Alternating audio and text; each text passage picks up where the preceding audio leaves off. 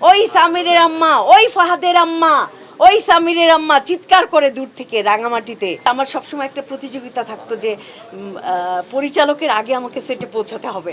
ওমা গিয়েই দেখতাম পরিচালক সেটে বসা, আমি চুপসে যেতাম যে একটা দিনও তাকে ফেল করতে পারিনি আমি। আমি যতবারই এরকম হয়েছে, এটা আমাদের গল্পের সময় পুরোটাই আমাদের এরকম গেছে 1 মাস 2 মাস পর পর।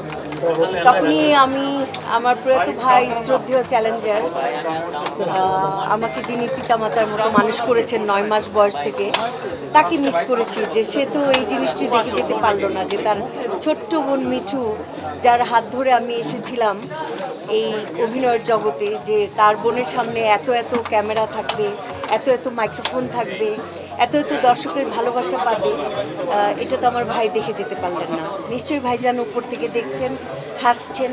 এটাই, আপনারা আমার ভাইয়ের জন্য দোয়া করবেন, আমার জন্য দোয়া করবেন। অনেক বছর আগে আমি আর অপূর্ব যখন নাটক করছিলাম, 2 দিনে আমাদের অবস্থা 12টা বেজে যাচ্ছিল। তখন হুট করে আমি বললাম আর কি যে মোস্তফা কামাল রাজের একটা কথা, যে রাজ হলে, তখন অপূর্ব খুব সুন্দর করে কথা বলে না, বলে মিঠু আপু, রাজের কথা বলো না, ও রাজি, রাজা একজনই হয়, ওর মতো কয়েকটা রাজা থাকলে আমাদের কষ্ট অনেক কমে যেত।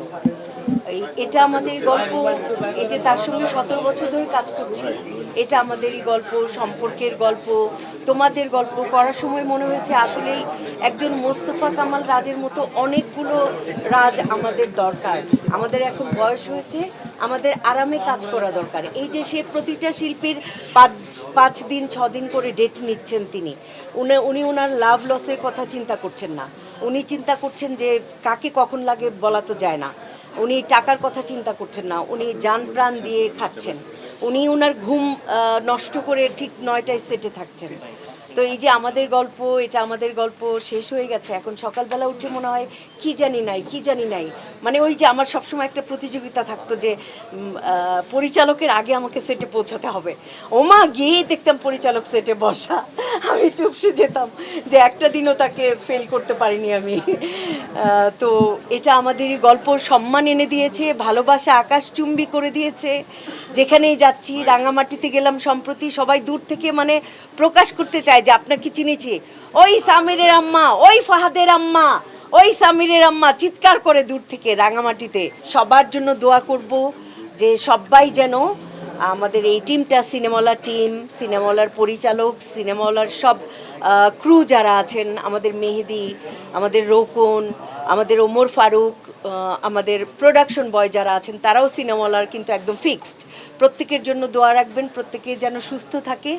আর আমি বিশেষ করে চাইবো, আমি যতটা বছর বাঁচি, আমাদের পরিচালক মোস্তফা কামাল রাজ যেন সুস্থভাবে সবলভাবে আমাদেরকে আরাম দিয়ে কাজটি করাতে পারে। আমি তো বারবার চাই ফিরে আসতে, বারবার চাই, পরিচালক চাইলেই ইনশাল্লাহ ফিরে আসবো।